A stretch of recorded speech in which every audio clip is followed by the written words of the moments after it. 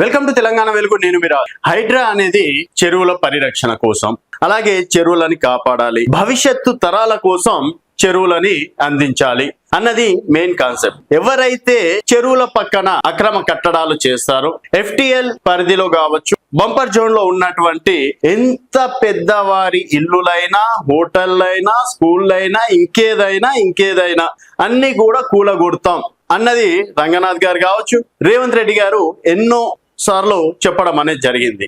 Even పేదవాడు గుడిసె వేసుకుంటేనే ఒక 50 గజాలు 30 గజాలలో గుడిసె వేసుకుంటేనే తీసి నీలమట్టం చేయడం అనేది కూడా జరిగింది. చాలా వరకు టిఫిన్ సెంటర్లు కావచ్చు, బతకడానికి వచ్చిన వాళ్ళు కావచ్చు, చిన్న రేకుల షెడ్డు కావచ్చు, ఇంకేజ్ చేసినా కూడా ఈ మధ్య కాలంలో జరిగినటువంటి ఇష్యూలు అంతా ఇంత కాదు. సరే, ఇవన్నీ భవిష్యత్తు తరాల కోసం, పిల్లల కోసం అని చెప్పేసి కూడా యాక్సెప్ట్ చేద్దాం కొద్దిసేపు. మరి ఇప్పుడు చెప్తున్నటువంటి ఇష్యూ ఏంటంటే, ఇక్కడ హైడ్రా ఆఫీస్ ఉంది. ఇదంతా మనకు ట్యాంక్ బండ్ పరిసర ప్రాంతం అనుకుందాం. సో ఇక్కడ హైడ్రా ఆఫీస్ అనేది ఉంది బుద్ధ పౌర్ణిమ దగ్గర. సో మరి ఇక్కడ అంతా ఇది కూడా హుస్సేన్ సాగర్ కూడా ఒక చెరువు అన్నట్టే కదా. భవిష్యత్ తరాల కోసం కూడా ఈ హుస్సేన్ సాగర్ ఎంతో అవసరం కదా. ఇంకోటి, దీంట్లోపల క్లీనింగ్ కోసం అని చెప్పేసి 500 కోట్లు 600 కోట్లు ప్రతి సంవత్సరం వెచ్చిస్తున్నారు కదా. అలాగే ఇక్కడ కూడా వ్యర్థాలు ఉండదు. ఈవెన్ వినాయక చవితి రోజు గణేశుణ్ణి నిమజ్జనం చేయడానికి కూడా 100 సార్లు అబ్జెక్షన్ చేసి లాస్ట్ లో ఓకే చెప్పడం అనేది జరుగుతుంది. ఎందుకు? వ్యర్థాలు ఉండద్దు, నీళ్ళు బాగుండాలి, కలుషితం కావద్దు అన్నది వీళ్ళ కాన్సెప్ట్. చాలా చాలా బాగుంది. ఇది వరకు యాక్సెప్ట్ చేద్దాం. అయితే మనం సైడ్ బాక్స్ లో మీరు చూస్తున్నట్టు ఇక్కడ హైడ్రా ఆఫీస్ ముందరనే ఒకటి నానీస్ టిఫిన్ సెంటర్ కావచ్చు, ఇక్కడ జ్యూస్ పాయింట్ కూడా ఉంటది, దాబాలాగా ఉండడం అనేది జరుగుతుంది. సో ఈ రోజు మనం అక్కడికి వెళ్ళి చూసిన తర్వాత ఉన్న ముచ్చట చెప్తున్నా. ఇది ఏ ఒక్కరిని భజనం చేయడానికి కాదు. సో ఇక్కడ చూసుకున్నట్టయితే ఇక్కడ టిఫిన్ సెంటర్ ఉంది. మరి అక్కడ వ్యర్థాలన్నీ ఎక్కడ పోతున్నట్టు? అవన్నీ బయటికి పంపిస్తున్నారా, లేకపోతే చెరువులని వదిలేస్తున్నారా? అండ్ అక్కడ చెరువు పక్కన కూడా చూసుకున్నట్టయితే కొంతవరకు వ్యర్థాలు అక్కడనే వేస్తున్నటువంటి పరిస్థితి. మళ్ళీ ఇక్కడ దాదాపుగా 2.5 లక్షలు 3 లక్షలు ఇక్కడ రెంట్ అని చెప్పేసి అంటున్నారు. మరి 2-3 లక్షల రెంట్ అనేది ప్రభుత్వంకి వెళ్తుందా, లేకపోతే ప్రైవేట్ వ్యక్తుల దగ్గరికి వెళ్తుందా?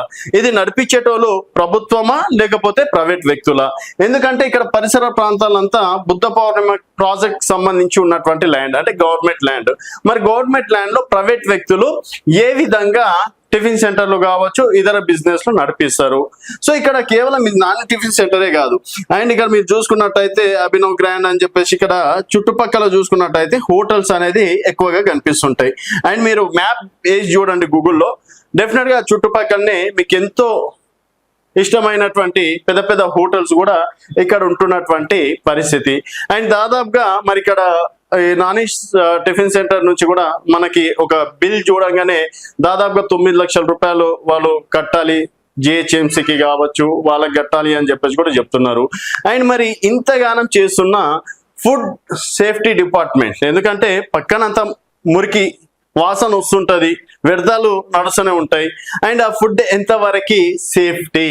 మరి ఫుడ్ సేఫ్టీ ఆఫీసర్లు ప్రతి ఒక్కరు చెక్ చేస్తున్నారా? GHMC వాళ్ళు అక్కడ చెత్త వ్యర్థాలను నిజంగా లోపలేస్తున్నారా, లేకపోతే బయట వాళ్ళు తీసుకెళ్ళేస్తున్నారా అన్నది GHMC వాళ్ళు ఏం చేస్తున్నారు, మున్సిపల్ శాఖ వాళ్ళు ఏం చేస్తున్నట్టు? అండ్ ప్రస్తుతం మున్సిపల్ శాఖ మంత్రి కూడా రేవంత్ రెడ్డి గారే ఉన్నారు కాబట్టి మరి ఇవన్నీ చిన్న చిన్న పొరపాట్లు, అంటే కేవలం ఇది ఒక్కటి మనం చూసినాం, అబ్జర్వ్ చేసినాం కాబట్టి ఇది మనకు తెలవడం అనేది జరిగింది. ఇంకా మనకు తెలియకుండా ఎన్ని హోటల్స్, ఎన్ని రెస్టారెంట్లు, ఇంకెన్ని నడిపిస్తున్నారని చెప్పేసి మనము మాట్లాడుకుందాం. అండ్ మరి హైడ్రా ఆఫీస్ ముందరనే ఉంది. మరి అది FTL పరిధిలో ఉందా, బంపర్ జోన్ లో ఉందా అనేది చెక్ చేశారా లేదా, లేకపోతే వాళ్ళకి ఏమైనా నోటీసులు ఇవ్వడం అనేది జరిగిందా? అండ్ చెరువుకు ఆనుకొని ఉన్నటువంటి ల్యాండ్ లో ఎటువంటి కట్టడాలకు అనుమతి లేదని చెప్పేసి అన్నారు. ఉన్న వాటిని తొలగిస్తామని చెప్పేసి అన్నారు. ఒకవేళ ఉంటే ఎన్ని సంవత్సరాల వరకు వాళ్ళకి లీజుకి ఇవ్వడం అనేది జరిగింది? ఇవన్నీ ఒకటి క్లారిటీ ఇస్తే జనాలకు కూడా పర్లేదు, చట్టం తన పని తను చేసుకోబోతుంది, న్యాయం అనేది ఇంకా బతికే ఉందని చెప్పేసి కూడా అందరికి చేస్తాం. అంతేగాని ఉన్న వారికి ఒక లెక్క, లేని వారికి ఒక లెక్క. సరే, చట్టం అవన్నీ తెలియదు కదా, ఇవన్నీ చెరువు కొంచెం దగ్గరలో ఉన్నాయి కదా, కూల్ చేస్తామంటే మాత్రం కుదరని పని కదా. సో ఇవన్నీ హైడ్రాకి, GHMCకి, ఫుడ్ సేఫ్టీ ఆఫీసర్లకి తెలుసా లేదా? జస్ట్ ఇక్కడ మనం ఎవరిని బదనాం చేయట్లేదు, జస్ట్ క్వశ్చన్ అంటే అక్కడ చూసినాం కాబట్టి ఒక క్వశ్చన్ అడుగుతున్నాం అంతే, జస్ట్ ఆస్కింగ్. నిజంగా మీకు తెలిసి ఇవన్నీ జరుగుతున్నాయా అంటే అది ఒక్క హోటల్ గురించి అనట్లేదు, అక్కడ దాదాపుగా చాలా వరకు ఫుడ్ రెస్టారెంట్లు అనేవి ఉన్నాయి. ఇవన్నీ జిహెచ్ఎంసీ కావచ్చు, వాళ్ళకి బిల్లులు కడుతున్నారా? ఇక్కడ చూసుకున్నట్టయితే మనకి బిల్లులు కట్టట్లేదు అని చెప్పేసి సమాచారం.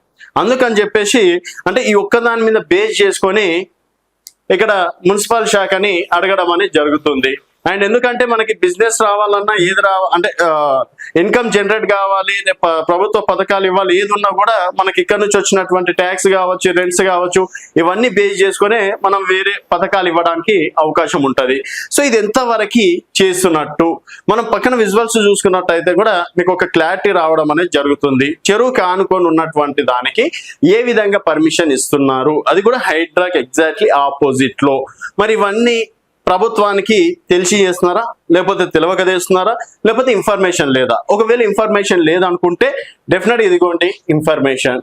సో ఇక్కడ ప్రతి ఒక్కరు ఇన్వాల్వ్ అయ్యి తర్వాత ఒక్కరు చేసినటువంటి పనికి మరొకరిని బాధ్యులు చెయ్యకుండా ఉండడానికి ఇది ఒక క్లారిటీ ఇవ్వడానికి మాత్రమే ఈ వీడియో చేయడం అనేది జరుగుతుంది. సో మరి చెరువులని పరిరక్షణ అనేది మంచి ఉద్దేశం, రేపటి భవిష్యత్తు తరాల కోసం అందించడం కూడా ఒక మంచి ఉద్దేశం అని చెప్పేసి కూడా చెప్పుకోవచ్చు. సో వారి కోసం, సమాజం కోసం ఈరోజు హైడ్రా అందరినీ ఒకటే రకంగా చూడాలి. తర్వాత ఫుడ్ సేఫ్టీ ఆఫీసర్లు కూడా ప్రతి ఒక్క హోటల్ని ఒకటే రకంగా చెక్ చేయాలి. అండ్ మున్సిపల్ శాఖ కూడా ప్రతి ఒక్కరి దగ్గర నుంచి, వేరే వాళ్ళ దగ్గర నుంచి మనం ఏ విధంగా అయితే ఫండ్స్ కావచ్చు, ఫండ్స్ అంటాం సారీ బిల్లులు, తర్వాత ట్యాక్స్లు, అవన్నీ వేరే ఏ విధంగా అయితే మనం చేస్తున్నామో డెఫినెట్ గా అందరి దగ్గర కూడా ఈ విధంగానే ఉండాలి. సో హైడ్రా ఆఫీస్ ముందే FTL భూమిలో ఒక టిఫిన్ సెంటర్ పెట్టి నడిపిస్తుందంటే వేరే వేరే చోట్ల ఇంకెన్ని ఉన్నాయి? జస్ట్ ఇది ఏంటంటే ఒక ఇన్ఫర్మేషన్ కోసం, ప్రతి ఒక్కటి వాళ్ళకి తెలవాలని అయితే ఉండదు కదా ఇంత పెద్ద హైదరాబాద్ లో. సో ఇది అనేది మన కళ్ళకి కనిపించింది కాబట్టి ఇది ఒక ఇన్ఫర్మేషన్ లాగా చెప్తున్నాము. సో 9 ఏళ్ల నుండి ప్రాపర్టీ ట్యాక్స్ కట్టలేదు, ఆ ల్యాండ్ వాడు లీజుకు తీసుకొని ఉండొచ్చు. ఓనర్ ఎవరైనా కూడా 9 ఏళ్ల నుండి ప్రాపర్టీ ట్యాక్స్ కట్టకుండా ఉంటున్నారు.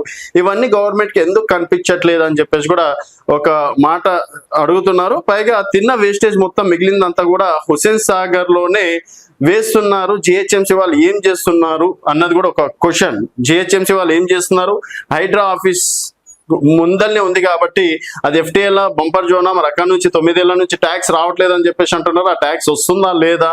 అలాగే బుద్ధ పౌర్ణిమ ప్రాజెక్ట్ స్థలం అని తెలిసి కూడా ప్రభుత్వాన్ని అక్కడంత పెద్ద దందా జరుగుతున్న అధికారులు, ముఖ్యంగా మన హైడ్రా రంగనాథ్ గారు ఎందుకు కామ్గా ఉంటున్నారు అన్నది కూడా ఒక క్వశ్చన్ మార్క్. సో 3 ఏళ్ళు అవుతుంది కాంగ్రెస్ ప్రభుత్వం అధికారంలోకి వచ్చి, రాగానే హైడ్రా పేరుతోటి చాలా వరకు విచ్చలవిడిగా పేదల గుడిసెలు కావచ్చు, మధ్యతరగతి వాళ్ళ ఇల్లులు కావచ్చు, ఇవన్నీ మనం కూలగొట్టడం అనేది జరిగింది. సరే వాళ్ళు విరుద్ధంగా ఉన్నారు, కూలగొట్టిర్రు.